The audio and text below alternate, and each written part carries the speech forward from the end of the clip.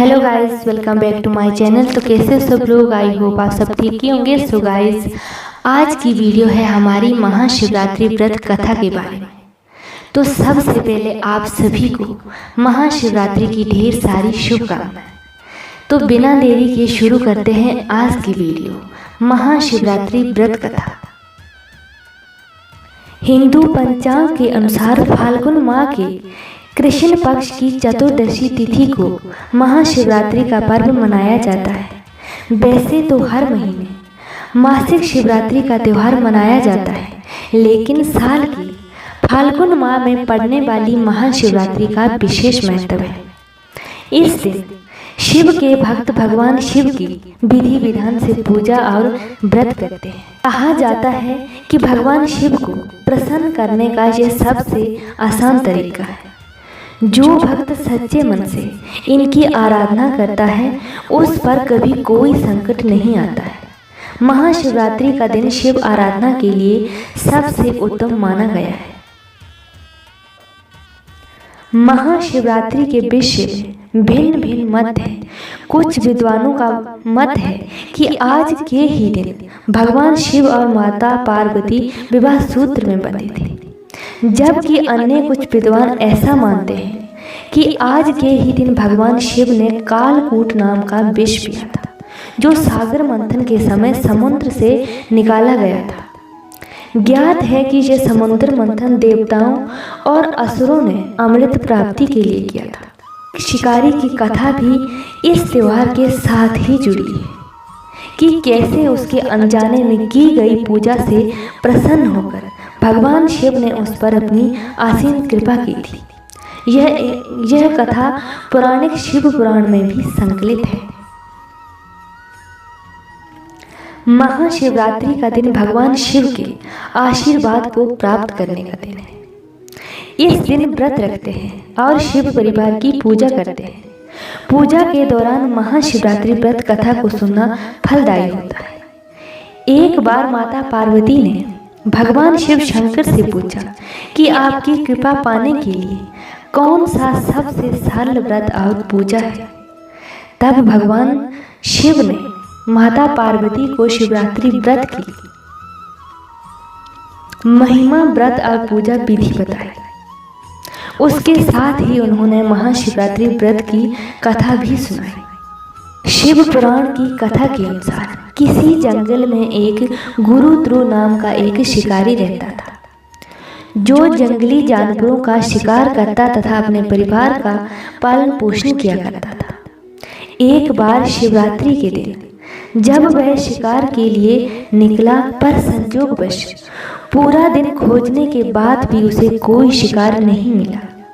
उसके बच्चों, पत्नी एवं माता पिता को भूखा रहना पड़ेगा, इस बात से वह चिंतित हो गया। सूर्य अस्त होने पर वह एक जलाशय के समीप गया और वहां एक घाट के किनारे एक पेड़ पर थोड़ा सा जल पीने के लिए लेकर ऊपर चढ़ गया, क्योंकि उसे पूरी उम्मीद थी कि कोई ना कोई जानवर अपनी प्यास बुझाने के लिए जहां जरूर आएगा। वह पेड़ बेलपत्र का था और उसी पेड़ के नीचे शिवलिंग भी था, जो सूखे बेलपत्रों से ढका होने के कारण दिखाई नहीं दे रहा था। रात का पहला प्रहर बीतने से पहले एक हिरणी वहां पर पानी पीने के लिए आई। उसे देखते ही शिकारी ने अपने धनुष पर बाण साधा। ऐसा करने में उसके हाथ के धक्के से कुछ पत्ते एवं जल की बूंदें नीचे बने शिवलिंग पर जा गिरी और अनजाने में ही शिकारी की पहले प्रहर की पूजा हो गई। हिरणी ने जब पत्तों की खड़खड़ाहट सुनी तो घबराकर ऊपर की ओर देखा और भयभीत होकर शिकारी से कांपते हुए स्वर में बोली, मुझे मत मारो। शिकारी ने कहा कि वह और उसका परिवार भूखा है, इसलिए वह उसे नहीं छोड़ सकता। हिरणी ने वादा किया कि वह अपने बच्चों को अपने स्वामी को सौंपकर लौट आएगी, तब वह उसका शिकार कर ले। शिकारी को उसकी बात का विश्वास नहीं हो रहा था। उसने फिर से शिकारी को यह कहते हुए अपनी बात का भरोसा करवाया कि जैसे सत्य पर ही धरती टिकी है, समुद्र मर्यादा में रहता है और झरनों से जल धाराएं गिरा करती है, वैसे ही वह भी सत्य बोल रही है। क्रूर होने के बावजूद भी शिकारी को उस पर दया आ गई और उसने जल्दी लौट आना ऐसा कहकर उस हिरनी को जाने दी। थोड़ी ही देर बाद और हिरनी वहां पानी पीने आई। शिकारी सावधान हो गया, तीर साधने लगा और ऐसा करते हुए उसके हाथ के धक्के से फिर से पहले की ही तरह थोड़ा जल और कुछ बेलपत्र नीचे शिवलिंग पर जा गिरे और अनायास ही शिकारी की दूसरे प्रहर की पूजा भी हो गई। इस हिरनी ने भी भयभीत होकर शिकारी से जीवनदान की याचना की, लेकिन उसके अस्वीकार कर देने पर हिरनी ने उसे लौट आने का वचन यह कहते हुए दिया कि उसे ज्ञात है कि जो वचन देकर पलट जाता है उसका अपने जीवन में संचित पुण्य नष्ट हो जाता है। उस शिकारी ने पहले की ही तरह इस हिरनी के वचन का भी भरोसा कर उसे भी जाने दिया। अब तो वह इसी चिंता में व्याकुल हो रहा था कि उनमें से शायद ही कोई हिरनी लौट के आए और अब उसके परिवार का क्या होगा। इतने में ही उसने जल की ओर आते हुए एक हिरण को देखा। उसे देखकर शिकारी बड़ा प्रसन्न हुआ। अब फिर धनुष पर बाण चढ़ाने से उसके तीसरे प्रहर की पूजा भी सबता ही संपन्न हो गई। लेकिन पत्तों के गिरने की आवाज से हिरण सावधान हो गया। उसने शिकारी को देखा और पूछा, तुम क्या करना चाहते हो?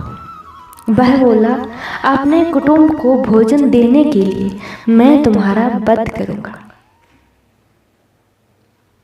वह मृग प्रसन्न होकर कहने लगा, मैं धन्य हूं कि मेरा यह शरीर किसी के काम आएगा। परोपकार से मेरा जीवन सफल हो जाएगा, पर कृपया कर अभी मुझे जाने दो ताकि मैं अपने बच्चों को उनकी माता के हाथ में सौंप कर और उन सब को धीरज बंधाकर यहाँ लौट आऊं। शिकारी का हृदय उसके पाप पुंज नष्ट हो जाने से अब तक शुद्ध हो गया था, इसलिए वह विनय पूर्वक बोला, जो जहाँ आए सभी बातें बनाकर चले गए और अब तक नहीं आए। यदि तुम भी झूठ बोलकर चले जाओगे तो मेरे परिवारजनों का क्या होगा?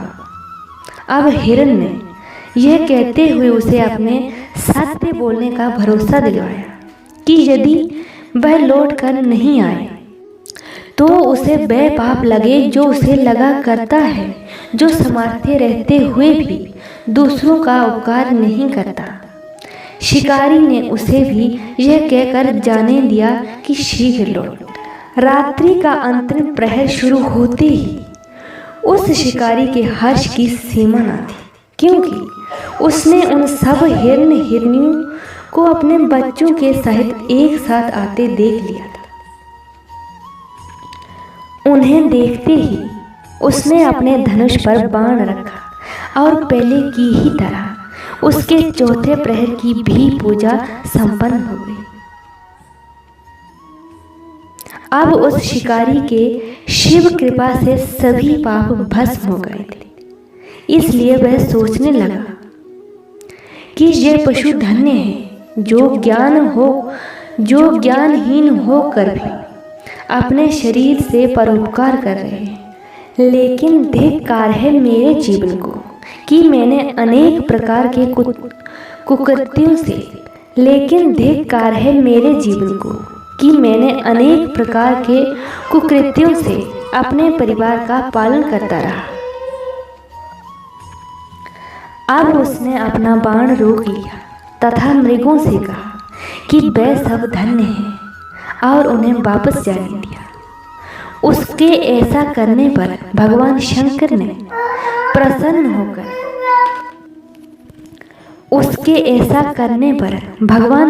ने प्रसन्न होकर तत्काल उसे अपने दिव्य स्वरूप का दर्शन करवाया तथा उसे सुख समृद्धि का वरदान देकर गु नाम प्रदान किया।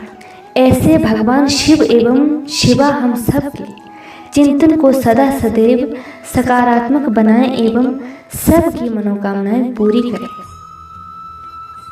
तो ये थी हमारी आज की वीडियो। कैसी लगी आपको कमेंट करके ज़रूर बताएं। तो मिलते हैं नेक्स्ट वीडियो के साथ।